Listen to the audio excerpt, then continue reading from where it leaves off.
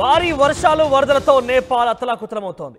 వరదలు కొండ చెరువు విరిగిపడి ప్రళయం సృష్టిస్తోంది. అక్కడ వరదల్లో 205 మంది మృతి చెందారంటే అతిశయోక్తి కాదు. 24 మంది గల్లంతయ్యారు. 130 మంది తీవ్ర గాయాల పాలయ్యారు. ప్రస్తుతం తీర ప్రాంతాల్లోని ఇళ్లన్నీ కూడా కొట్టుకుపోతున్నాయి.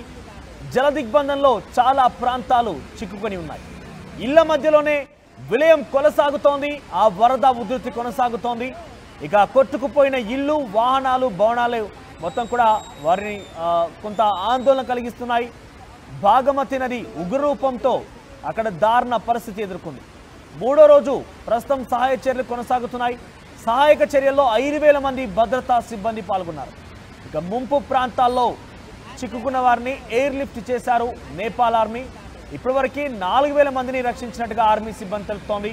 ఇక ఈదురు గాళ్లకు గాల్లోనే వంతులన్నీ కూడా తేలియాడుతున్నాయి. ఊగుతున్న పరిస్థితి కనబడుతోంది. ప్రస్తుతం నీటి ప్రవాహానికి వంతెనలు తెగిపోతున్నాయి.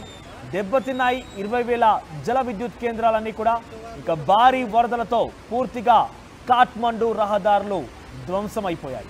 సో నేపాల్లో ప్రకృతి ప్రళయం కొనసాగుతోంది. ప్రస్తుతం ఎక్కడ చూసినా కూడా కొండ చెరువులు విరిగిపడుతున్నాయి. వరదలతో ఇండ్లపై నుంచి నీరు వెళ్తోంది. ఇండ్లు, వాహనాలు పూర్తిగా ధ్వంసమైపోయాయి. సుమారుగా 4,000 మంది సిబ్బందిని ఇప్పటికే అక్కడ ప్రజల్ని కాపాడినట్టుగా ఆర్మీ సిబ్బంది చెప్తోంది. సుమారుగా 205 మంది మృతి చెందారు.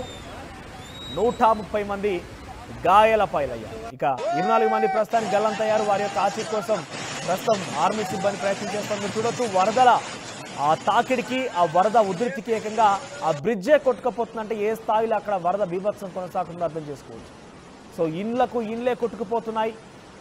సో ఆ సామాగ్రి, వాహనాలు పూర్తిగా కూడా ధ్వంసమవుతున్న పరిస్థితి కనబడుతోంది.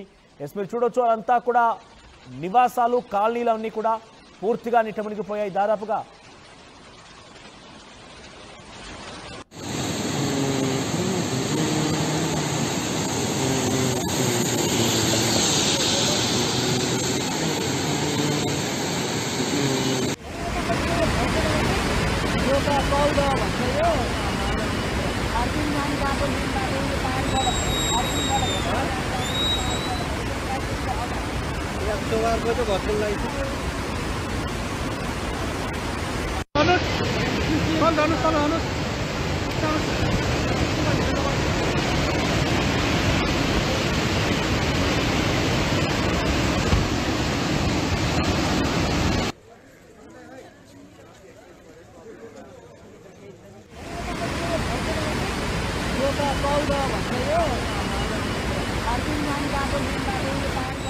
పూర్తిగా ఇళ్ళన్నీ కొట్టుకుపోతున్నాయి. వాహనాలు, వారి సామాగ్రి మొత్తం కూడా కొట్టుకుపోతుంది.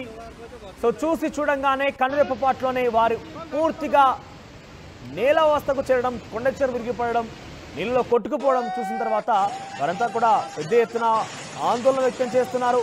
205 మంది పూర్తిగా జల సమాధి అయ్యారంటే అర్థం చేసుకోవచ్చు అక్కడ ఎటువంటి ప్రకృతి ప్రళయం కొనసాగుతుందనేది. సుమారుగా 130 మందికి పైగా తీవ్ర గాయాలయ్యాయి. 25 మందిగా ప్రస్తుతానికి గల్లంతయ్యారు. వారి కోసం ఇంకా కూడా రక్షణ చర్యలు కొనసాగుతూనే ఉన్నాయి. చాలా ప్రాంతాలు కూడా జల దిగ్బంధాలు చిక్కుకొని ఉన్నాయి. అటువంటి ఇళ్ల మధ్యలో నుంచే ఈ వరద కొనసాగుతున్న నేపథ్యంలో పెద్ద ఎత్తున ఆందోళన కలిగిస్తుంది. ఇక భాగమతి నది ఉగ్రరూపంతోనే ఈ యొక్క దారుణ పరిస్థితి నేపాల్లో ఎదురైందనేది చాలా మంది తెలుస్తోంది.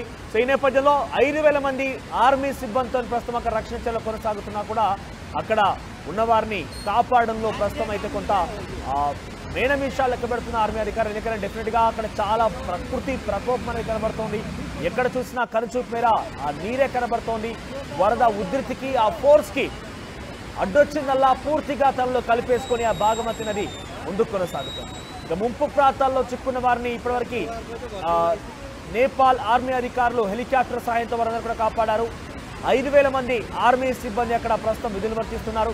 ఈదురు గాళ్ళకి పెద్ద ఎత్తున బ్రిడ్జిలన్నీ కూడా గాల్లోనే ఊగుతున్నాయి, గాల్లోనే తేలియాడుతూ కనబడుతున్నాయి.